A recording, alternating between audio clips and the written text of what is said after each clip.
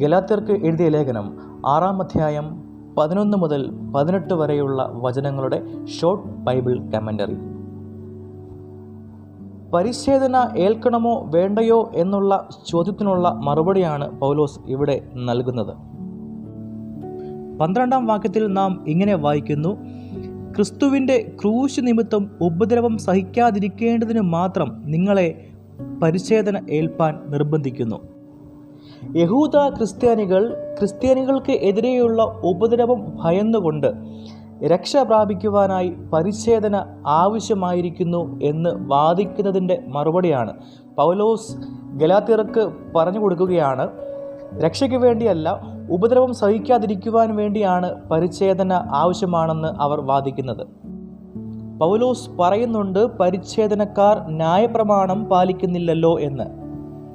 പരിച്ഛേദനക്കാരുടെ എണ്ണം കൂടുന്നതിനനുസരിച്ച് അതിൽ പ്രശംസിക്കുവാൻ ആഗ്രഹിക്കുന്നവർക്കെതിരെയുമുള്ള പൗലോസിൻ്റെ മറുപടി ശ്രദ്ധേയമാണ്. പൗലോസ് പറയുന്നു, യേശുക്രിസ്തുവിൻ്റെ ക്രൂശിലല്ലാതെ പ്രശംസിക്കുവാൻ ഇടവരരുത്.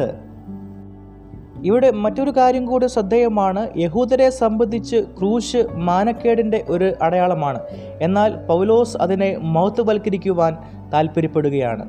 16-ാമത്തെ വാക്യത്തിൽ ഏവർക്കും ദൈവത്തിൻ്റെ ഇസ്രായേലിനും സമാധാനം കരുണയും ഉണ്ടാകട്ടെ എന്ന് പൗലോസ് പറയുന്നു. ഇവിടെ ദൈവത്തിൻ്റെ ഇസ്രായേൽ എന്ന് പൗലോസ് വിശേഷിപ്പിച്ചത് ആരെയാണ്? പുതിയ നിയമത്തിൽ ഉടനീളം ഇസ്രായേൽ എന്ന് ഉപയോഗിക്കുന്നത് യഹൂദന്മാരെ സൂചിപ്പിക്കുവാനാണ്. എന്നാൽ ഇവിടെ പൗലോസ് ഉപയോഗിക്കുന്നത് മറ്റൊരു അർത്ഥത്തിലാണ്.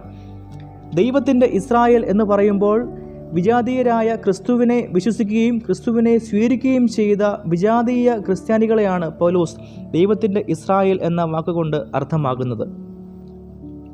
അതുമാത്രവുമല്ല, യഹൂദരിൽ നിന്നും ക്രിസ്തുവിനെ സ്വീകരിച്ച യഹൂദ ക്രിസ്ത്യാനികളെയും ദൈവത്തിൻ്റെ ഇസ്രായേൽ എന്ന് പൗലോസ് വിശേഷിപ്പിക്കുവാൻ ആഗ്രഹിക്കുകയാണ്.